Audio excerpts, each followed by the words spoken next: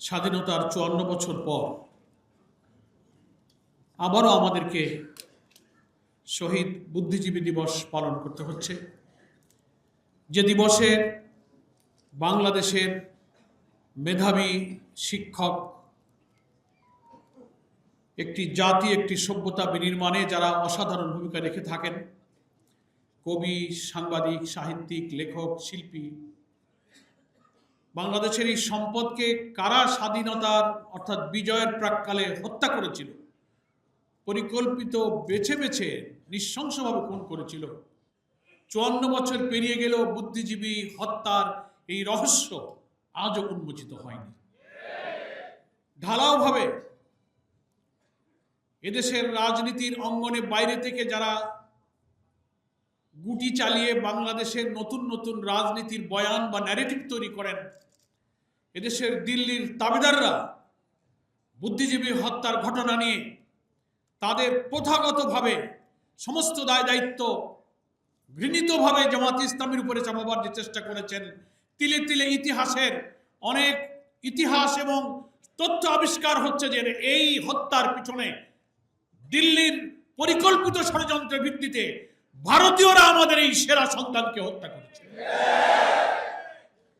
আজকে এমন সময় আমরা এই আলোচনা সভায় মিলিত হয়েছি। আমাদের জাতির সম্পদ ২৪শে জুলাই আন্দোলনের অকুতোভয়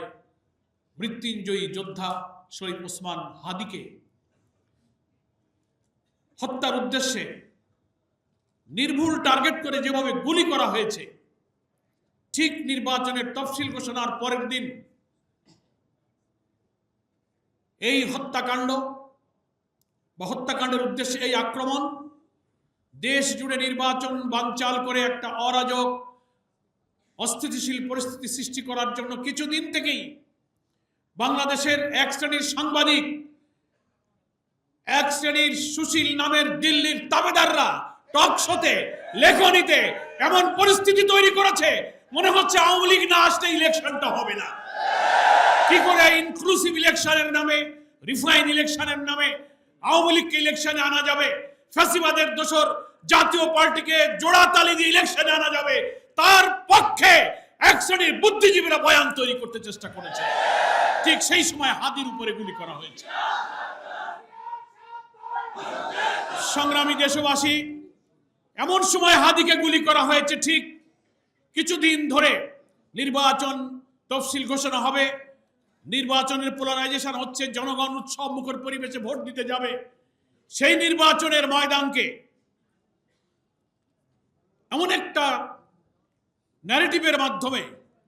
সাংবাদিক, লেখক, কলামিস্ট, বুদ্ধিজীবী, শিল্পী, সাহিত্যিকরা বর্ণচোরার মতো যারা ৫ই আগস্টের পর যারা লুকিয়ে ছিলেন, আমাদের সরকারের প্রশাসনের গোয়েন্দাদের ব্যর্থতার সুযোগ নিয়ে তারা আবার মাথা খোলস বেরিয়ে দিয়ে তারা আবার এই দেশকে দিল্লির তাবেদার বানাবার চক্রান্তে লিপ্ত হয়েছে।